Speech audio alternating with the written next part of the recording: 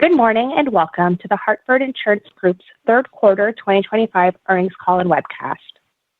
All participants are in a listen-only mode. After the speaker's remarks, we will conduct a question-and-answer session. To ask a question at this time, you'll need to press star followed by the number 1 on your telephone keypad. As a reminder, this conference call is being recorded. I would now like to turn the call over to Kate Jorens, Senior Vice President, Treasurer, and Head of Investor Relations. Thank you. Please go ahead. Good morning, and thank you for joining us today for our third quarter 2025 earnings call and webcast. Yesterday, we reported results and posted all earnings-related materials on our website. Before we begin, please note that our presentation includes forward-looking statements, which are not guarantees of future performance and may differ materially from actual results. We do not assume any obligation to update these statements. Investors should consider the risks and uncertainties detailed in our recent SEC filings, news release, and financial supplement, which are available on the Investor Relations section of thehartford.com. Our commentary includes non-GAAP financial measures with explanations, GAAP reconciliations available in our recent SEC filings, news release, and financial supplement. Now, I'd like to introduce our speakers, Chris Swift, Chairman and Chief Executive Officer, and Beth Costello, Chief Financial Officer. After their remarks, we will take your questions, assisted by several members of our management team. And now, I'll turn the call over to Chris. Good morning, and thank you for joining us today. The Hartford delivered outstanding third-quarter results with core earnings of $1.1 billion or $3.78 per diluted share, both records for the company. These results reflect the strength of our franchise and disciplined execution of our strategy. We continue to grow top line while maintaining strong margins in a dynamic environment, supported by investments that advance our underwriting discipline while deepening relationships with customers and distribution partners. Highlights in the quarter include written premium growth in business insurance of 9% with an underlying combined ratio of 89.4%. In personal insurance, an underlying combined ratio of 90, a 3.7-point improvement over prior year. In employee benefits, an outstanding core earnings margin of 8.3%, and continued solid performance in the investment portfolio. All these items contributed to an outstanding trailing 12-month core earnings ROE of 18.4%. Let's take a closer look at third-quarter performance. In business insurance, third-quarter results reflect excellent growth with strong underlying margins, sustaining momentum from the first half of the year. Our small business franchise continues to set the standard for growth and profitability in the industry, delivering record-breaking new business premium with strong underlying combined ratios. Written premium growth of 11% was fueled by double-digit increases in our industry-leading package product and auto. E&S binding also delivered exceptional results, with written premium up 47%, reaching over $100 million in the quarter. These results reflect the power of our underwriting expertise, AI-driven capabilities, and strong digital platforms built on years of strategic investments. Written premium is expected to exceed $6 billion in 2025, representing 10% growth over prior year. Turning to middle and large business, growth was outstanding with solid underlying margins. Written premium increased 10%, underscoring the strength of our diversified portfolio. This performance was fueled by robust new business generation, strong retention levels, and solid pricing execution across the lines. Our underwriting approach continues to guide us towards opportunities that deliver attractive risk-adjusted returns while ensuring we remain selective and disciplined. Shifting to global specialty, results were excellent, with another quarter of underlying margins in the mid-80s. This performance reflects targeted growth strategies alongside strong risk and pricing fundamentals. Net written premium grew by 5%, driven by U.S. financial lines, bond, and across international, partially offset by a 3% dip in wholesale, primarily due to a decline in new construction projects. Within global specialty, we are taking advantage of innovative solutions that combine our specialized underwriting expertise with advanced technology and broad distribution of our small business franchise. Through our One Hartford approach, agents and customers can seamlessly quote and bind comprehensive coverages in a single unified experience. For example, this approach is resonating with small and mid-sized business customers who require professional and management liability coverage not addressed by the standard package product. We remain focused on helping all business customers succeed by using digital capabilities, leveraging our broad distribution network, and offering a comprehensive product suite that meets more of their needs. Moving to pricing, business insurance renewal written pricing, excluding workers' compensation, was 7.3%, above overall loss trend. Pricing execution remains highly disciplined.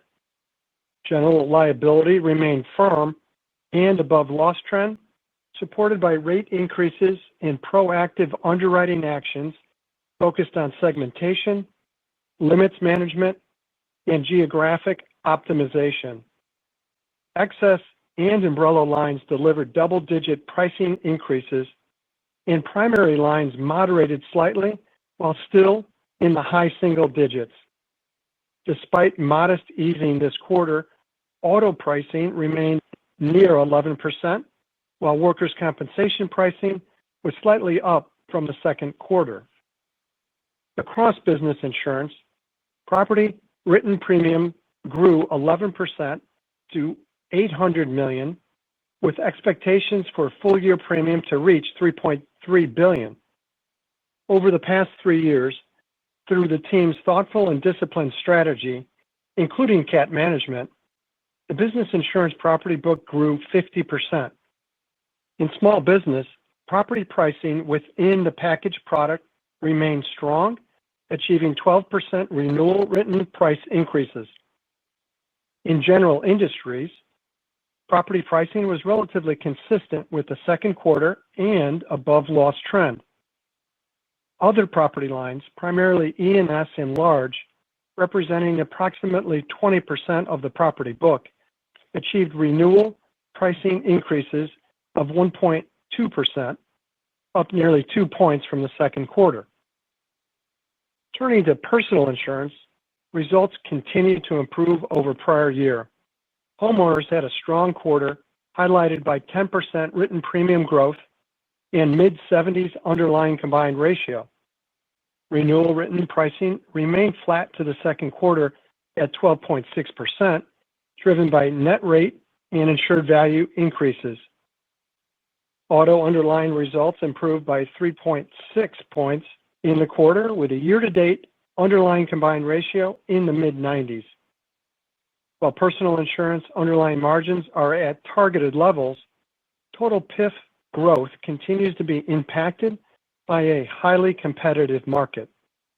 We are pleased with growth in agency, where policies in force grew 17% over prior year, including 4% in auto. In the third quarter, we introduced Prevail to retail distribution, bringing new product, technology, and experiences to our agency partners.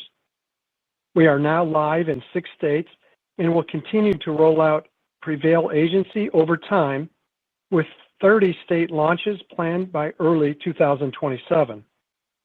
Initial results are positive, with agents excited about our improved performance and competitive positioning with preferred market customers. Prevail represents a meaningful investment in our businesses, now benefiting both direct and retail channels. Earlier this month, the Hartford senior leadership team attended the CIAB Insurance Leadership Forum, a premier property and casualty industry event. We met with more than 50 key distributors and reinforced our commitment to consistent execution and strategic alignment. Brokers and agents recognize our industry-leading digital capabilities as clear differentiators. We left the forum with increased confidence in the strength of our independent distribution relationships, positioning us to capture additional market share over time. Moving on to employee benefits, the core earnings margin of 8.3% was driven by excellent life and strong disability results. Persistency remained strong in the low 90s, while fully insured premium and sales were flat year over year, reflecting a competitive market and lower large case sales in 2025. Quote activity and known sales for 2026 are trending very favorably as recent investments in technology and customer-facing tools gain traction in the marketplace. In terms of capital management, yesterday we announced a 15% increase in the common quarterly dividend, continuing a track record of annual dividend increases supported by earnings power and strong capital generation. In addition, we are pleased that both S&P and Moody's upgraded the debt and financial strength ratings of the Hartford. Commentary from the agencies highlighted our effective risk selection and sophisticated pricing strategies, which have positively impacted underwriting performance across business cycles, with expectations for continued strength supported by well-diversified revenues and earnings. In closing, as we enter the final quarter of 2025, our financial strength, disciplined execution, and strategic investments position the company to sustain strong results. By leveraging industry-leading tools, underwriting expertise, and advanced data science, we are confident in our ability to continue to navigate a dynamic market cycle and deliver superior returns for our shareholders. Now, I'll turn the call over to Beth to provide more detailed commentary on the quarter. Thank you, Chris. Core earnings for the quarter were $1,077 million, or $3.78 per diluted share, with a trailing 12-month core earnings ROE of 18.4%. In business insurance, core earnings were $723 million, with written premium growth of 9% and an underlying combined ratio of 89.4. Small business continues to deliver excellent results, with written premium growth of 11% and an underlying combined ratio of 89.8. Middle and large business had another strong quarter, with written premium growth of 10% and an underlying combined ratio of 91.4. Global Specialty's third quarter was solid, with written premium growth of 5% and an underlying combined ratio of 85.8. The business insurance expense ratio of 31.1 was relatively flat from the 2024 period, however increased sequentially as the impact of earned premium leverage was offset by higher incentive compensation and benefit costs. In personal insurance, core earnings were $143 million, with an underlying combined ratio of 90. Homeowners delivered an underlying combined ratio of 74.4, a 1-point improvement over the prior year. Auto underlying results improved by 3.6 points in the quarter and remain in line with expectations, reflecting typical seasonality as the year progresses.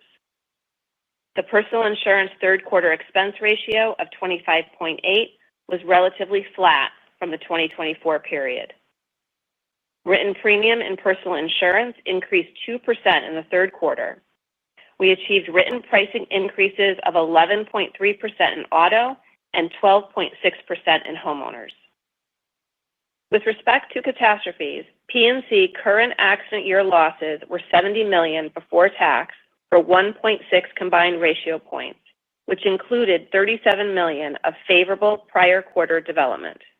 Through September 30th, we have reached the $750 million attachment point for our aggregate property catastrophe treaty, which means that CAT losses of up to $200 million in the fourth quarter would be covered by the treaty. As a reminder, the aggregate cover does not include losses from the global reinsurance business, which purchases its own retrocessional coverage. Total P&C net favorable prior accident year development within core earnings was $95 million before tax, primarily due to reserve reductions in workers' compensation and personal auto liability and physical damage. We recorded $8 million of deferred gain amortization related to the Navigators ADC, which has now been fully amortized. As a reminder, the A&E ADC cover was exhausted in 2024, so any development from the fourth quarter A&E study will impact core earnings. Moving to employee benefits, core earnings of $149 million and a core earnings margin of 8.3% reflect excellent group life and strong disability performance. The group life loss ratio of 74.2 improved 3.3 points, reflecting lower mortality across both term and accidental life products. The group disability loss ratio of 70.6 increased 2.7 points from the prior year. Last year included a benefit of 2.2 points related to the long-term disability recovery rate assumption update, while current year long-term disability trends were slightly higher as expected. This was partially offset by pricing increases earning into our paid family and medical leave products. The employee benefits expense ratio of 26.7 increased 1.4 points, primarily driven by higher staffing costs, including increased incentive compensation and benefits, increased investments in technology, and a higher commission ratio due to premium mix. Turning to investments, our diversified portfolio continues to produce solid results. Net investment income of $759 million increased $100 million from third quarter 2024 due to income from limited partnerships and other alternative investments, a higher level of invested assets, and reinvesting at higher interest rates, partially offset by a lower yield on variable rate securities. The total annualized portfolio yield, excluding limited partnerships, was 4.6% before tax, consistent with the second quarter. We continue to strategically manage the portfolio, balancing risk while pursuing accretive trading opportunities. In the quarter, we reinvested at 50 basis points above the sales and maturity yield, reflecting increased call and paydown activity on higher yielding corporate bonds and certain structured securities. We remain focused on our ability to reinvest above the current portfolio yield. As expected, our third quarter annualized LP returns of 6.7% before tax were higher than the first half of the year, reflecting increased returns from our private equity portfolio. While still early, we anticipate fourth quarter results to be in a similar range to third quarter. Turning to capital management, as Chris mentioned, we increased our common quarterly dividend by 15% to 60 cents per share, payable on January 5th, 2026. Over the past decade, we have delivered dividend increases averaging approximately 11% per year. The step up in our dividend demonstrates our confidence in the sustained earnings power and capital generation of the organization. Holding company resources totaled $1.3 billion at quarter end. During the quarter, we repurchased 3.1 million shares under our share repurchase program for $400 million, and we expect to remain at that level of repurchases in the fourth quarter. As of September 30th, we had $1.95 billion remaining on our share repurchase authorization through December 31st, 2026. In summary, we are pleased with our outstanding performance for the third quarter and first 9 months of the year. We believe we are well positioned to continue to deliver industry-leading returns and enhance value for all stakeholders. I will now turn the call back to Kate. Thank you, Beth. We will now take your questions. Operator, please repeat the instructions for asking a question. As a reminder, to ask a question, please press star followed by the number 1 on your telephone keypad. In the interest of time, we ask that you please limit yourselves to one question and one follow-up and rejoin the queue for any additional questions. Thank you. Our first question will come from Brian Meredith from UBS. Please go ahead. Your line is open. Yeah, thanks. Chris, I wonder if you could talk a little bit about workers' comp. Looks like we're starting to see some price increases there, which is great. Do you expect that trend to continue here? And do you think there'll be at a point here in the next, call it 12 to 18 months, where maybe rate there is in line with trend? And where are we right now, rate versus trend? Yeah, thanks for the question and joining us. I would say, the workers' comp market remains consistent.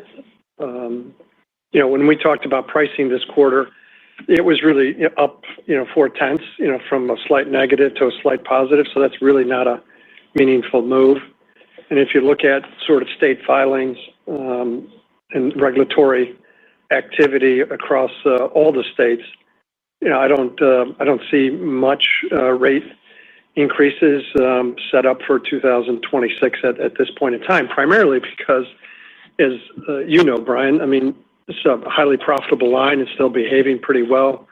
Loss trends are stable and predictable, and it doesn't set itself up for meaningful rate increases. I think you're aware of one state that had a fairly meaningful rate increase in California because their loss trends were a little outsized compared to others. So I would say it's steady as she goes, and we feel good about the profitability, the overall profitability of the book, whether it be on an accident year basis or calendar year, particularly when you look at our reserve releases over the last 3 years that have been pretty steady and predictable. That makes sense. And then I wonder if we could just dig in a little bit more into the underlying loss ratio in business insurance, commercial insurance. So I understand that most of the year-over-year deterioration is due to the workers' comp. But if I think about the other lines of business, you talk about rate has been in excess of trend, or pricing has been in excess of trend for a long time. Are you holding those picks kind of constant right now, given where we are with tort inflation and maybe potential impacts of tariffs, or are we actually seeing improvement there and they're just being more than offset by comp? Yeah, I think what I'd like to do, and I know you've studied our data, but let's look at the 9-month year-over-year underlying combined ratio. Currently, it's running 88.6 versus 88.1. And, I would say within those numbers, comp is performing as we expected. So there is no change in sort of anything that we've done with comp, in this accident year. And obviously prior accident years continue to develop favorably. I think if I really attribute, the difference in run rates through 9 months is really incentive compensation. So an expense component, not a loss component, is higher than we planned, just given overall strong ROEs that we're generating and overall profitability. So if you sort of back that out, we're within a few tenths of what we think would be sort of a consistent, generally consistent expectation at that 88.1. And then I would even add further attribution if we really look at the book. We might mixed in property at a good level. You saw the 10% growth, but we did mix in more national account business, which tends to have a higher underlying combined ratio, both for comp and GL. That obviously impacted another few tenths. And then if I really want to quibble and look at it even more on a refined basis, we probably had a slightly more favorable non-cat property experience last year compared to this year. So you put that all together and you were dealing with sort of a 0.5 point. And I would even share with you as I think about the fourth quarter and the full year, I think we'll come in slightly below 88.6 and call it a very productive, high quality, year, and feel very good. Great. Thank you. Our next question comes from Andrew Kligerman from TD Cowen. Please go ahead. Your line is open. Good morning. So I'd like to start out with the terrific new business growth of 11% and 20% in small and then mid and large respectively. I mean, those are phenomenal numbers in this environment. I know you touched on property a little bit, but maybe you could talk to the lines that were most strong in each of those two segments, and why you're able to see that kind of growth in a somewhat softening market. Yeah, thank you, Andrew, for the question. I'll give some highlights, but I'd like Mo to cover his point of views too. But besides the major segments, you can see those growth numbers. If you pull back, our Spectrum product in small commercial, it was up 13% in the quarter. Global Re was up 14%. Business insurance auto was up 10%. I referenced national accounts before, which was up 17% in the quarter. Really pleased with how that book is performing, and or more importantly, our reputation in the marketplace in that national account area. So I would say, it was broad-based. I would even say, our excess liability line was up 20%, and workers' comp, I think, grew 3%, year over year. So I would say it was just broad-based, strong performance by the team.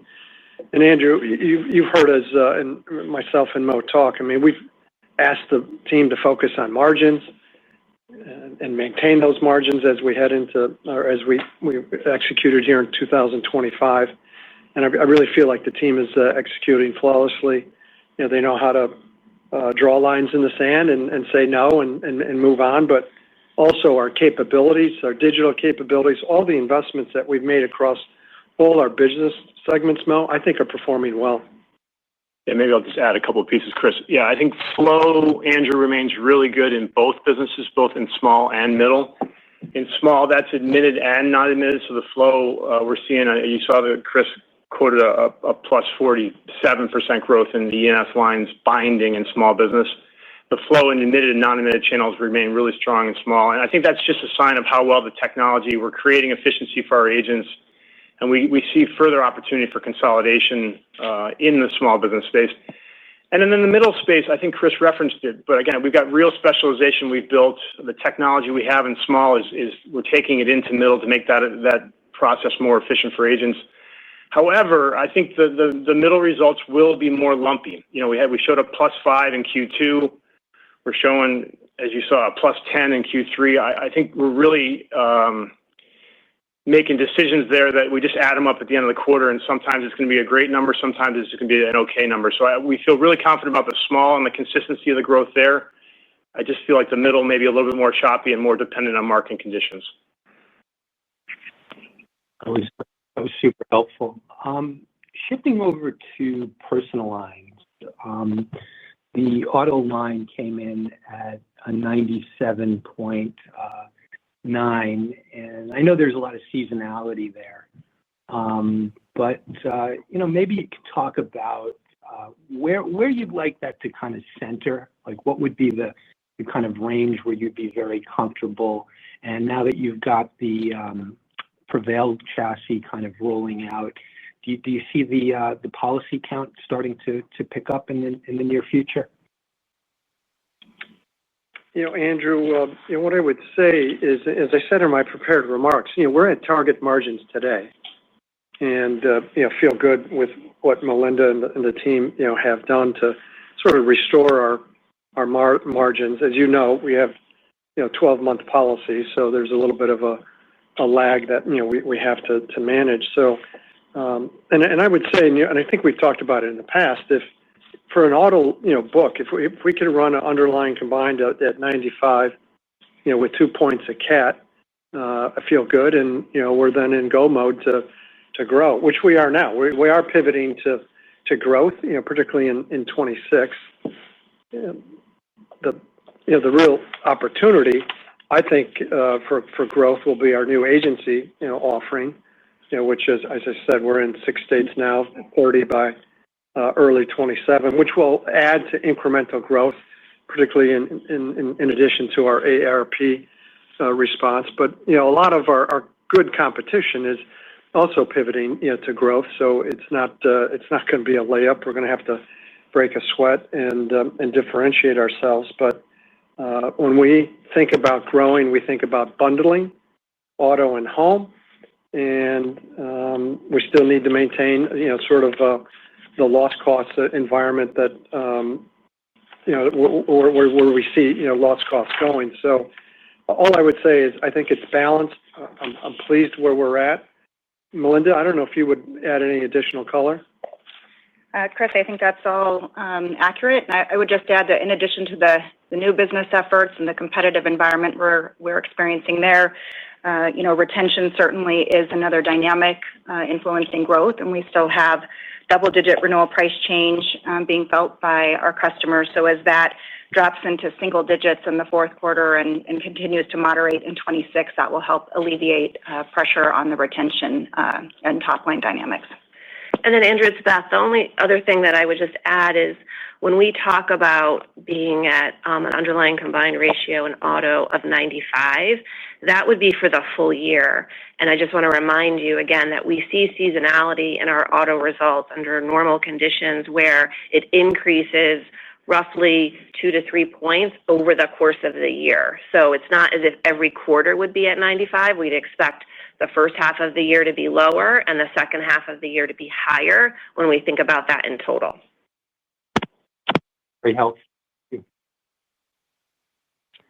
Our next question comes from Gregory Peters from Raymond James. Please go ahead. Your line is open.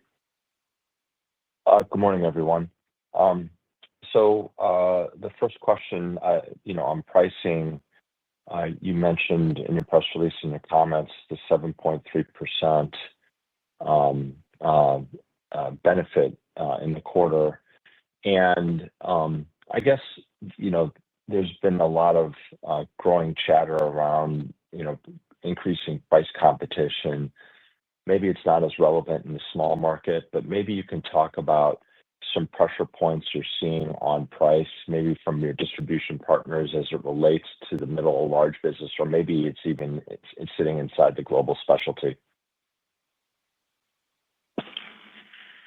Greg, thanks for joining us. You're right. The 7.3, we called out this quarter as ex workers comp, in our, I'll call it standard insurance, businesses.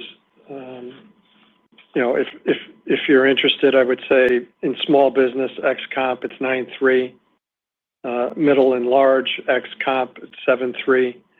And roughly that's down a point or so from prior quarters, sequentially. And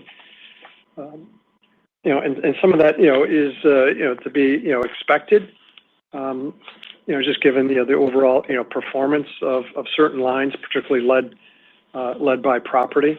But I would say, and then I'm going to ask Mo to add his color, is that, the real, discipline that we have, and it is still needed, is anything liability related. You could think in commercial auto, you could think of primary, GL, excess, umbrella, and I think I gave you some of those, rates, but overall from a, GL basis, we're in high single digits, excess and umbrellas, low double, digits, a little bit of a sequential, drop, but still double digits.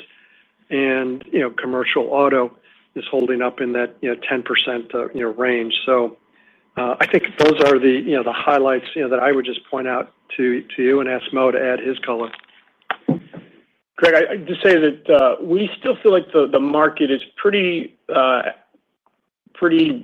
fairly priced, really, and especially in the smaller end of each of our books, and that would be small, middle, and the global books. And I think it's also really important to make sure you understand our starting point. We have not been fixing anything here for 2 or 3 years, and we know that. Again, when we look at some of our peers, there's some higher rate action coming through, but I think that's a relative to their starting point over the past couple of years. And so I feel confident in our ability to grow. We've given tools to the underwriters that I think are market leading, the data science, the actuarial tools. And I think the underwriters are really executing well in each of the BI segments. And we've given leaders, I think, booked management tools that, again, I think are second to none in the industry. So I think all in all, we're executing really well. Just to your point on where we've seeing competition. I think we've talked to you before about the public D&O market. I think we've proven that when the margins aren't there, we'll pull back. I think we've been patient on workers' comp, just trying to pick our spots there, knowing that market has been competitive, but the returns are good. And the most recent example, Greg, that I'll point to is our large property book in middle and large, that segment. We've been pulling back, just especially on some of the larger accounts in that segment. We've seen the market really get hungry for the large premium in that segment. And then the only other thing I'll call out for you is we are watching the London market closely. The rate movement in the quarter was something that we kept our eye on, and I think we'll pick our spots internationally as well.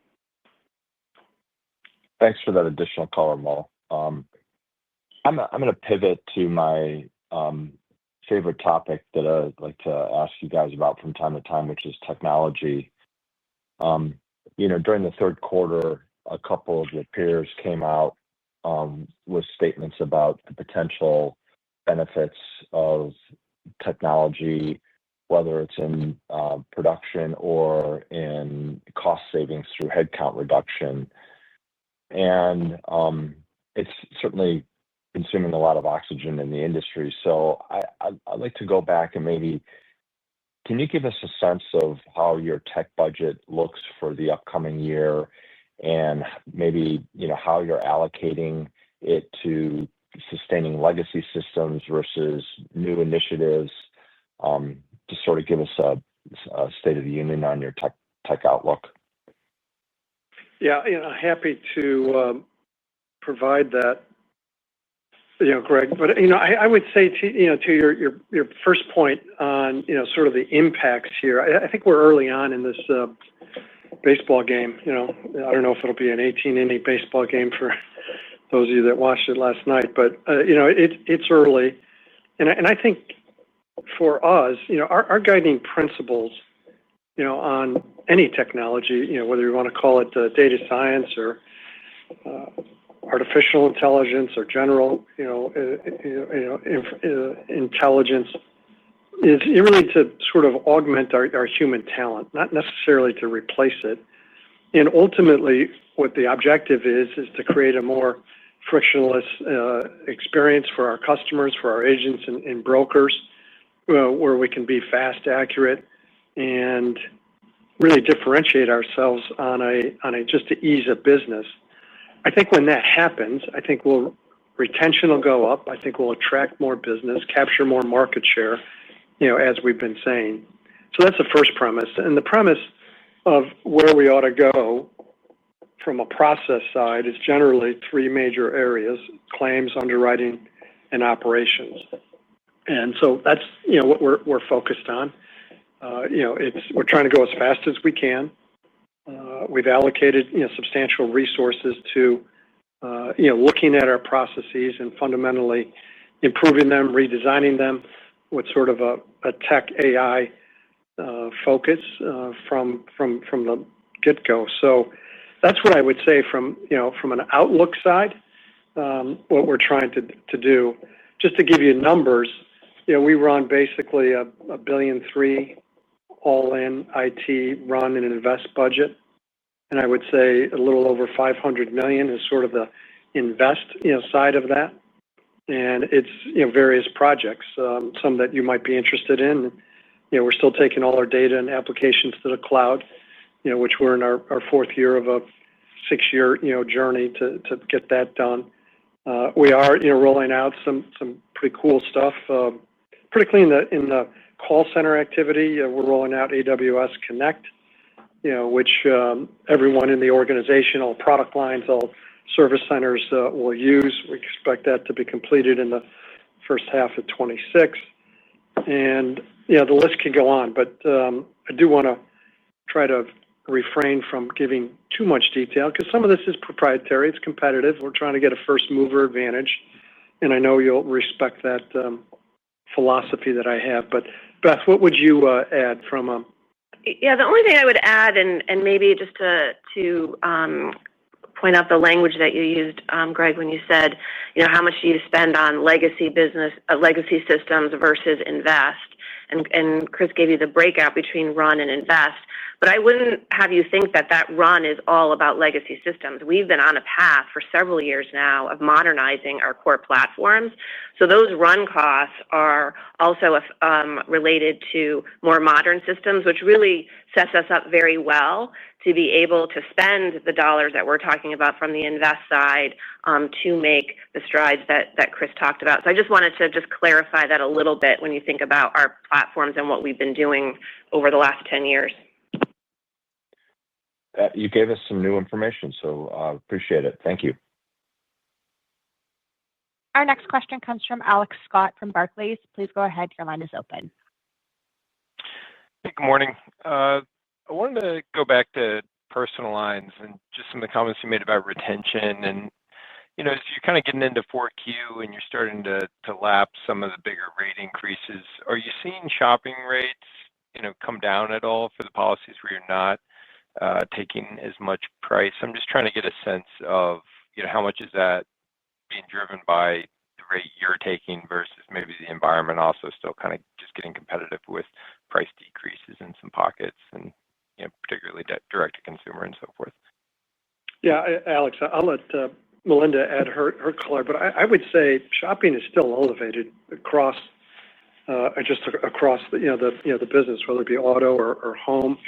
I think people have been somewhat conditioned to shop, and obviously digital makes it a lot easier. You saw our price increases in auto this quarter. I would say as you get into the fourth quarter and early 26, I think by the fourth quarter those those pricing numbers will probably drop into the high single digits, and will continue then to moderate in early 26 and throughout 26, which gives us again the opportunity to be competitive and try to grow our PIF count. But Linda, what would you add? Thank you, Chris. No, I don't think that shopping behavior in our book is any different than the broader industry. And I would say, switching behavior has been higher, driven by, the multiple cycles of rate that, again, the industry has put in, not anything specific to the Hartford. But I would point out, our retention is stable and, we're certainly reflective of the environment. And we implemented a number of initiatives to really focus on policyholder education and experiences, things to help them think about, coverage, counseling, adjustments that they can make, billing reminders, and other assistance. So we do a lot to try to create seamless experiences and a lot of connection with our customer as we navigate this period of time with more accelerated switching behavior. Got it. Helpful. Next thing I wanted to touch on was the capital position of the company, and I was just interested in the bigger increase in the common dividend in particular, and wanted to get your thinking around, what gave you the confidence on that? What are you seeing in the business? Is it the growth environment is slowing, or do you feel like the capital position was strong enough that you can sort of do both in terms of increasing your capital distributions while still continuing to get kind of growth you get this quarter? Yeah, Alex, I'll take that. And it really is about the fundamentals we see in our businesses and the earnings power that we have. We've been very focused through the years in looking to maintain a competitive dividend. And when we look at where earnings growth has been, we felt very comfortable increasing it by the 15%. And I again think it just speaks to the strength of our underlying businesses. It still provides us plenty of opportunity to continue to invest for growth. So I wouldn't look at the change as any sort of signal in change in focus and how we think about the prospects for our underlying businesses. Got it. Thank you. Our next question comes from Elyse Greenspan from Wells Fargo. Please go ahead. Your line is open. Hi, thanks. Good morning. My first question, I want to start on personal auto again. I just was curious if you guys saw, any impact of, tariffs on results in the quarter, and then, is there any expectation that you'll see impact going forward, right? When you point, is that embedded within your expectation that you guys are now back at target margins? I would say very negligible this quarter and really for the whole year. I think as we discussed in prior calls, Elise, and then as we turn the clock into 2026, we'll make the appropriate trend picks, for our loss costs, giving due credence to any tariff pressure, particularly in property or physical damage coverages. But at this point, I don't think they'll be significant, and I think we will know how to make the appropriate estimates and judgments. So I don't think there's anything unusual here. It's just another factor that we'll have to consider in our loss trends. Thanks. And then my follow-up was also on capital, but I guess the different side, buyback, right, has been kind of within this $400 million quarterly level, right, for more than a year. As earnings growth are strong and capital levers are strong at the company, what would you need to see, I guess, to increase, from that $400 million baseline? And would that be, I guess, when do you think through that? Is that with a capital plan when you'll update us next quarter for next year potentially, just coming off the $400 million? Yeah, Lisa, I'll let Beth add her perspective. You've heard us talk before. We like to be steady, predictable, and any changes we would have to contemplate. But I feel good about really what we're doing with our excess capital that we're generating. Our companies are well capitalized, obviously recognized by Moody's and S&P. We're funding meaningful growth, which we want to continue to do. Again, with the right margins, with the right mindset on profitable growth, and then you see our healthy dividend that Beth commented upon, and you put it all together. It's still a good use of excess capital, and if we change the numbers or amounts, we'll let you know when we make those decisions. But we haven't made any of those decisions. Thank you. Our next question comes from Ryan Tunis from Cantor Fitzgerald. Please go ahead. Your line is open. Hey, thanks. Good morning. I guess just taking a look at the supplement, at face value, it sort of looks like any type of underlying combined ratio pressure we had in business insurance this quarter was in middle markets. Not sure if I'm thinking about that right, but just some commentary, I guess, on the underlying combined ratio deterioration there.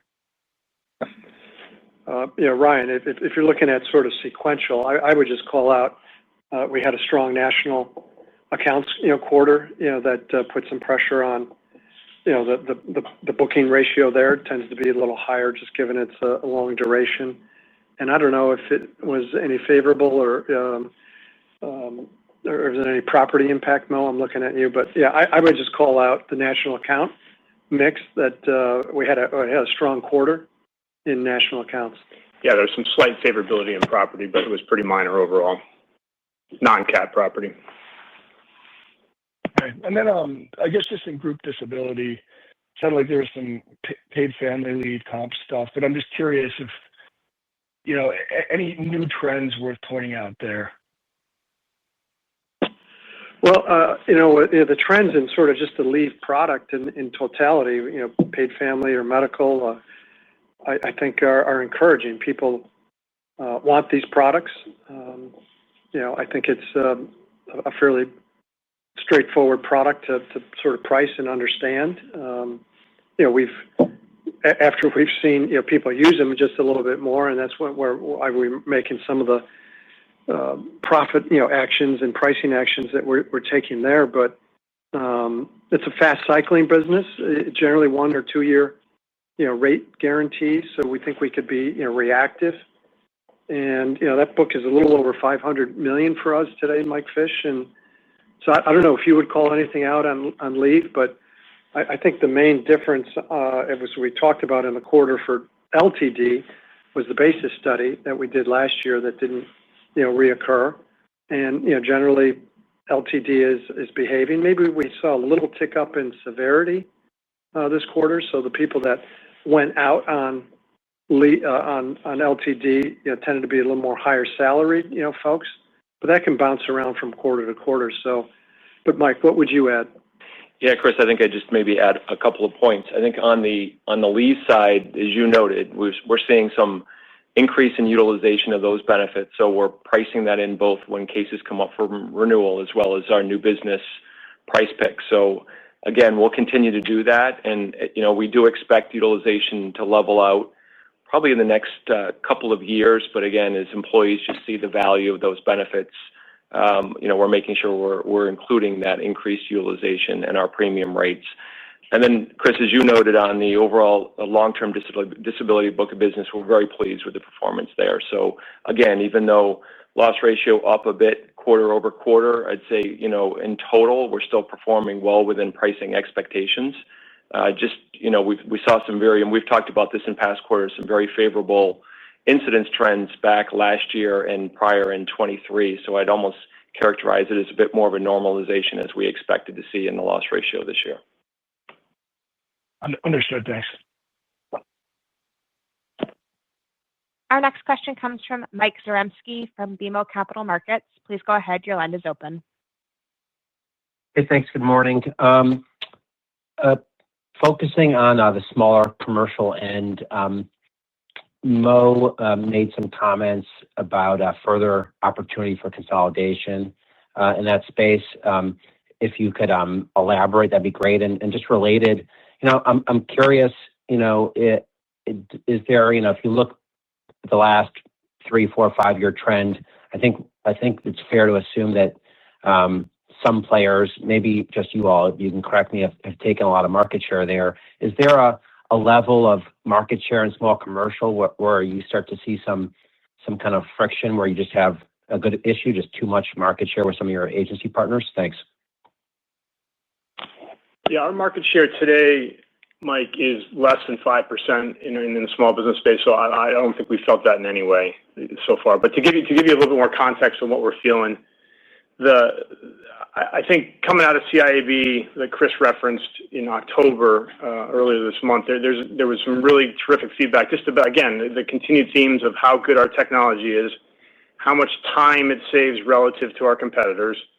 Also, once a small business placement is with us, our appetite has been consistent for years, so we're not pushing it back into the market as there's been some disruption in that space. So there's a consistency of appetite that, again, keeps an agent from having to touch that policy again. I think we get feedback on the service capabilities that we built. We actually take time out of the agency's office and we do that servicing for them so that we're saving them a couple dollars on every policy. So again, I can keep going here, but I think broadly our digital, our service, our placement capabilities in small, and the feedback that we get, it's a better experience all around. So we expect to be able to continue to grow at a reasonable pace in that small business space and to take market share.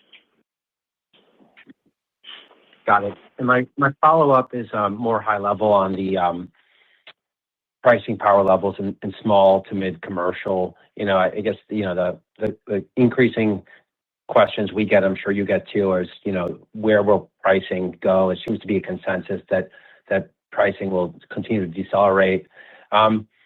Would you say folks in our seat might be focusing a bit too much on the ROE of the industry being healthy, whereas loss cost trend appears to be much more elevated than it has historically? Any kind of insights you'd want to add into how we should think about kind of the forward trajectory, what's impacting pricing? Thanks. Yeah, I would say, Mike, again, honestly, selfishly, I think the industry ROEs are good, are healthy. But if you look at other financial services companies, they generate really, really high ROEs compared to us. You look at, banks or, others that, participate in that side of the business. Our business is one of taking risk. We're taking long-term risk. We have, a lot of variability in our loss cost trends. So there's margins and prudence that we try to price into our products. So you put it all together, I think we're earning a fair return. And as you've heard Mo and I talk along with Beth, I mean, we're trying to maintain these margins and keep up with loss cost trends. And, that sounds simple. I know it's hard to do in a competitive environment, but if we could do that and compound that over a longer period of time, that's a win for our shareholders. So do I feel like you're focused on the wrong, things? No, I think you're focused on the right question on trend and growth and sort of that, balancing equation. But as Mo just said, it all depends where you start, right? And, if you have lines like workers' comp where, are producing, good returns and results just because, you're getting, a lower price increase there, that's not necessarily a bad thing because that's a product that everyone needs. It's a lead product that we use then to account round and sell other products. So it's all part of the equation of, pricing your products individually, but also keeping an eye on accounts and what you're trying to do for agents, brokers, and customers. Thank you. Our next question comes from Rob Cox from Goldman Sachs. Please go ahead. Your line is open. Hey, thanks for taking my question. Yeah, I was just hoping you guys could remind us where you're trending some of the bigger lines of business to the extent you could share. And I appreciate the comments on, the national accounts, but also just curious if you touched up any of the loss trend assumptions across business insurance this quarter.